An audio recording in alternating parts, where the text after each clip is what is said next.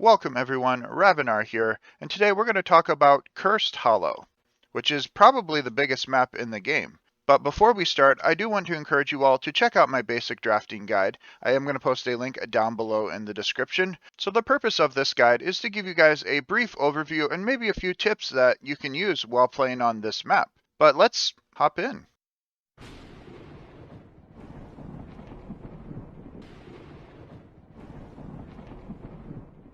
But before we start, I do want to remind you guys that I do stream on Twitch, and I am going to post a link down below in the description, but I encourage you guys to come check me out. Now, the start of any map is going to be your draft. Now, we're going to go in here, and I'm going to show you guys my tier list for characters that I think are either really good or really bad on this map. Heroes down here, Cho'Gall, not great on Cursed Hollow because obviously really big map. The only reason I put Zagara so low, even though she has split push, is just because of her low viability right now. And everything down here is just going to be because of how hard it is to play. Nazeebo, hard to stack. Medivh, just hard to get value with in gold. So all of these right here, not really worth talking about. Abathur is a little bit higher because it is Cursed Hollow, so Abba can be halfway viable here. Kel'Thuzad a little bit higher because of his global interrupt alt. And then we have things up here.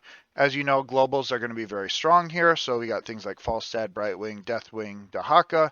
All of those are going to be very strong globally, as well as Azmodan is slightly strong. Even after the nerf, he still is going to have that split pushing capability. He might belong in B tier, but he floats between A and B. And overall, it's just going to be, globals are going to be what are really strong in Cursed Hollow, and anything that can kind of just team fight in close corridors or interrupt Curse. So that's why you see things like mages up here, and just things that have long range interrupts are going to be slightly better in gold at least. Welcome back. And as you can see, because of the fact that this is a really big map, globals have a very high priority here. They let you push a far lane and then very quickly join the team fight.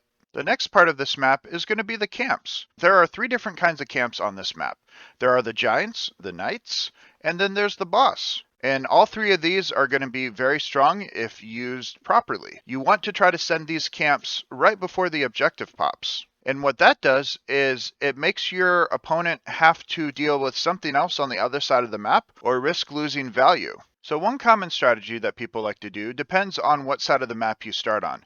If you start on the left side of the map, then your giants are going to be on the top. If you start on the right side of the map, your giants are going to be on the bottom. You want to keep this in mind when the first tribute spawns. You want to make sure that if the tribute is spawning on the bottom and you're on the left side, you send your top giants at about the 2-minute 40-second mark, since the first tribute will spawn 3 minutes into the game. And because of the fact that the first tribute always spawns on either the top or the bottom of the map, one team will always have a huge advantage when it comes to that first spawn. And another big aspect to this map is going to be the boss. Now, you won't always have this option, but if you're ever in a situation where you can take the boss and then take the curse, that is going to be the most ideal situation. But the one thing you never want to do is take the curse and then take the boss. Your best option, if you can't do the first one, is to wait till you have about 15 seconds left on your curse and then back out, and then you want to take the boss. You never want the curse to wear off and you be sitting in the enemy base.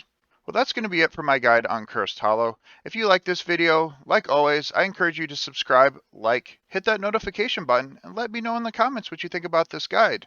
But most importantly, have a good night, everybody. So, okay, they don't realize that they're not going to get an invulnerable core yet because this fort's still in the way. Look at them try the end. They don't realize the fort's still here. Look at them try. Okay, we've all done it.